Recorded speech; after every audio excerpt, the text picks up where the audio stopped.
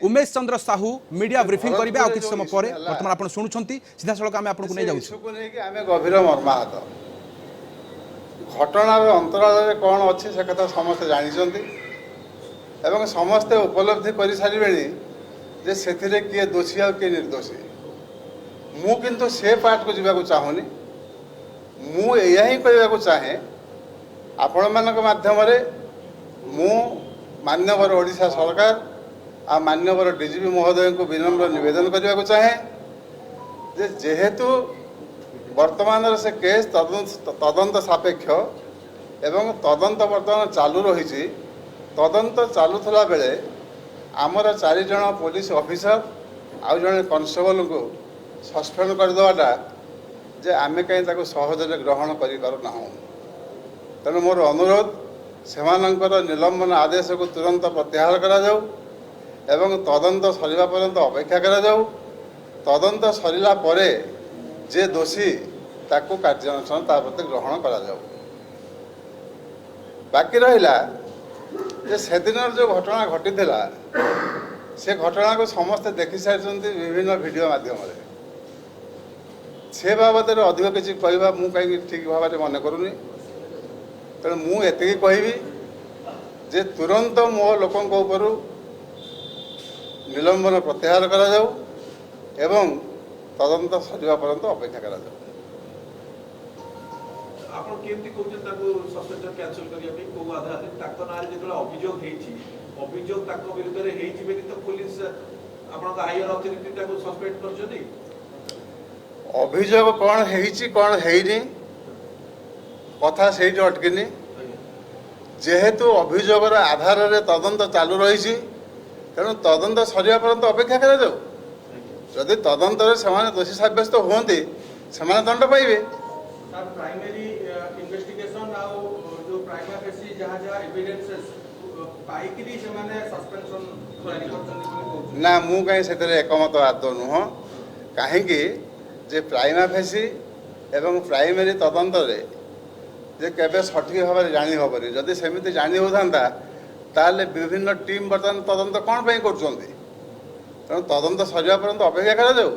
दोषी तापर दंड पाइब सर आपनकर ऑफिसर कर्मचारी माने जहां अभियोग आसुची से कथा रे आपण एकमत ठीक करछन बोली साधारण लोक प्रति बा जे आसीथिले गोटे एफआईआर करिया ना जो मानक प्रति अन्याय हेछि बोली अभियोग अछि जदि सतरे सेमानक प्रति अन्याय हेइथाय ताले मु ताको निंदा करी किंतु मु जति जानी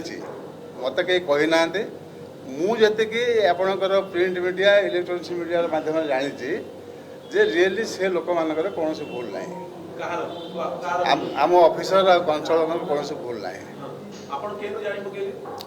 जानी आपण मान माध्यम इलेक्ट्रोनिक्स मीडिया और प्रिंट मीडिया माध्यम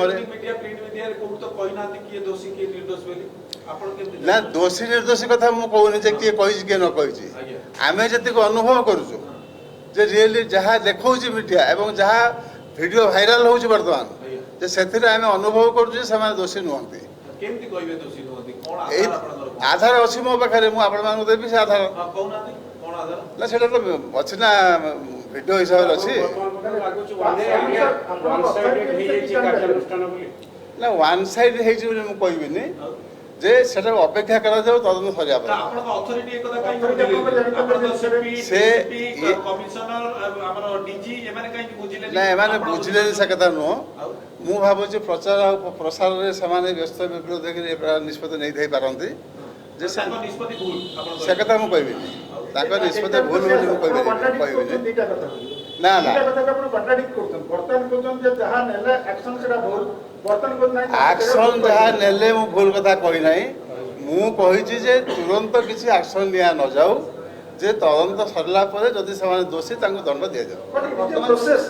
एटा तो गोटे देनर प्रोसेस केमिति प्रोसेस जहाँ विरुद्ध अभियोग हेछि सेमाने रहिले तदंत नै हबो जहाँ विरुद्ध अभियोग हेछि सेमाने से थाना रे कंटिन्यू काम कले आपण इंक्वायरी केमति करिवे इंक्वायरी प्रभावित हो ना ना ताको बदली कर दे जाओ ना ना ताको सेटो बदली कर दे जाओ जदि तदंत गोटे कथा हम पाखरे जा खबर अछि मीडिया पाखरे डीजीपी को एक खबर मिलला परे से इमीडिएटली क्राइम ब्रांच रो जन ऑफिसर द्वारा ताको प्राइमरी इंक्वायरी करिथिल इंक्वायरी रिपोर्ट 24 आवर भितर जाईछि सेठी डीजी को पाखो On the basis of that inquiry report, DGP has suspended some officials. ସମାପ୍ତି ଅଛି। ତେଣୁ ପ୍ରଥମ ହେଉଛି ଇନକ୍ୱାରି ରିପୋର୍ଟ, ବିନା ଇନକ୍ୱାରି ରିପୋର୍ଟରେ କରାହେଇନି। ନା ଯଦି ଇନକ୍ୱାରି ରିପୋର୍ଟରେ ହେଇଛି ଆଜ୍ଞା ତାପରେ ତଦନ୍ତ ଚାଲିଛି। ହୁଁ ତଦନ୍ତରେ ଯଦି ସେମାନେ ନିର୍ଦ୍ଦୋଷ ପ୍ରମାଣିତ ହୁଅନ୍ତି ତାହେଲେ ସେମାନଙ୍କ ଉପରେ ନିଲମ୍ବନ ପ୍ରତ୍ୟାହାର କରି ନିଆଯିବ। ଆଜ୍ଞା ଯଦି ଦୋଷୀ ସାବ୍ୟସ୍ତ ହୁଅନ୍ତି ସେମାନଙ୍କୁ ଦଣ୍ଡ ଦିଆଯିବ। ତାହେଲେ ସେ ତଦନ୍ତ ପର୍ଯ୍ୟନ୍ତ ଅପେକ୍ଷା କାହିଁ କରାଯାଉଛି? ଏ ତଦନ୍ତ ଆପଣ କୌଣସି ଲୋକ ଯେତେବେଳେ ଯାଇକି ଥାନାରେ ଏଫଆଇଆର ଟେ କରୁଛି, ଚାର୍ଜସିଟ୍ ଦେବ 120 ଦିନ ଭିତରେ, ଆପଣ ତଦନ୍ତ ସରିବ ମାନେ ଚାର୍ଜସିଟ୍ ଯେତେବେଳେ କୋର୍ଟରେ ଦିଆଯିବ 120 ଦିନ ପର୍ଯ୍ୟନ୍ତ କ'ଣ ଆକ୍ୟୁଜକୁ ଆରେଷ୍ଟ ନ କରିକି ପୋଲିସ ଅପେକ୍ଷା କରୁଛି କି? ନା ଅପେକ୍ଷା କରୁନି। କରୁନି। ତାହେଲେ ଏଠି କାହିଁ ଅପେକ୍ଷା କରିବ? ଏଠି ଯେତେବେଳେ ଏବେ ଯୋଉ ତଦନ୍ତ ଚାଲିଛି ଦୁଇଟାକ କେସ୍, ଏପଟରେ ଯୋଉ ପୋଲିସର ଏଫଆଇଆର ତାଙ୍କର ଏଫଆଇଆର, ଏ ଇନଭେଷ୍ଟିଗେସନ ହଉଛି କେସର, କିନ୍ତୁ ଆକ୍ସନ ନେଲେ DGP on the basis of the inquiry report, confidential inquiry report. DGP ଯାହା ଆକ୍ସନ ନେଲେ ମୁଁ ତାଙ୍କୁ ବିରୋଧ କରିବି ନାହିଁ ଆଜ୍ଞା କିମ୍ବା ମୁଁ କହିବିନି ଯେ ଡିଜିପି ମହୋଦୟ ଭୁଲ କରିଛନ୍ତି ବୋଲି। ମୁଁ ଏକଥା କହିବି ଯେ ଗୋଟେ ଅପରାଧୀ ସେ ଥାନାରେ ତା ବିରୁଦ୍ଧରେ ଅଭିଯୋଗ ହେଉଛି, ଆମେ ତାକୁ ତୁରନ୍ତ ଆରେଷ୍ଟ କରୁଛୁ ଏବଂ ଯଦି ସେଇଟା